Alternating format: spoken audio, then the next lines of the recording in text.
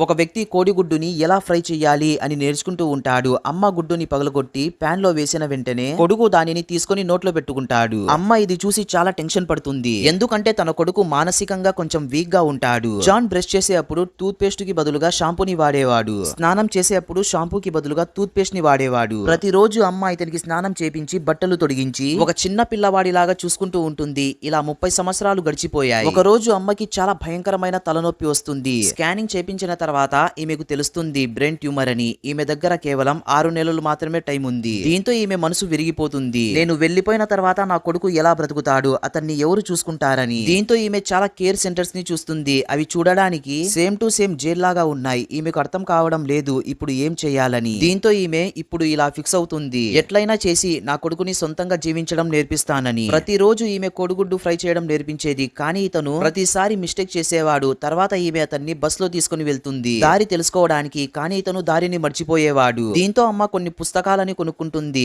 మానసికంగా ఉన్న వ్యక్తులకి ఎలా నేర్పించాలి అని. ఈమె బస్ రూట్స్ ని డ్రాయింగ్ వేసి చూపించేది. నీకు ఈ బిల్డింగ్ కనిపించిన వెంటనే నువ్వు ఇక్కడ దిగు. ఒక రోజు ఈమె కోడిగుడ్డు ఫ్రై చేయడం నేర్పిస్తూ ఇలా చెప్తుంది, దీనిని చాలా సాఫ్ట్ గా పట్టుకో, ఒక చిన్న పాపని పట్టుకున్నట్లు. ఈసారి ఇతను ఫైనల్ గా గుడ్డుని సక్సెస్ఫుల్ గా ఫ్రై చేస్తాడు. ప్రతి ఒక్క దానిపైన అమ్మ లేబుల్స్ తగిలిస్తుంది. దీంతో కొడుకు చాలా ఈజీగా స్టెప్స్ ని ఫాలో అవుతూ నేర్చుకునేవాడు. చాలా తొందరగానే ఇతను వంట చేయడం నేర్చుకుంటాడు. అమ్మ తన కొడుకుని చూసి చాలా సంతోషిస్తుంది. అమ్మ ఇలా చెప్తుంది, రేపు ఉదయం నువ్వు ఒంటరిగా పనికి వెళ్ళు అని. ఈమె ఉదయం లేచి చూడగా కొడుకు ఆల్రెడీ పనికి వెళ్లిపోయి ఉంటాడు. అమ్మ బేకరీకి వెళ్లి చూడగా కొడుకు చాలా సంతోషంగా పని చేస్తూ ఉంటాడు. సడన్ గా అప్పుడే ఈమెకు మళ్ళీ తలనొప్పి స్టార్ట్ అవుతుంది. డాక్టర్ ఇలా చెప్తాడు, హాస్పిటల్లో అడ్మిట్ కాకపోతే ఇంకా అంతే అని. ఇప్పుడు ఈమెకు అర్థమవుతుంది, నేను వెళ్లే సమయం దగ్గరలో ఉందని. అమ్మ తన కొడుకుకి మరణం అంటే ఏంటో చూపించడానికి అంత్యక్రియలు జరిగే చోటుకు తీసుకుని వెళ్తుంది. జాన్ ఇది చూసి చాలా భయపడిపోతాడు. ఇంకా అక్కడి నుంచి పారిపోతాడు. ఇంకా అమ్మని గట్టిగా హద్దుకొని ఇలా చెప్తాడు, అమ్మా నువ్వు నన్ను వదిలి వెళ్ళవద్దని. 3 నెలలు గడిచిపోయి ఉంటాయి. ఇప్పుడు ఇతను సొంతంగా జీవించడం నేర్చుకుని ఉంటాడు. ఇక్కడ చూస్తే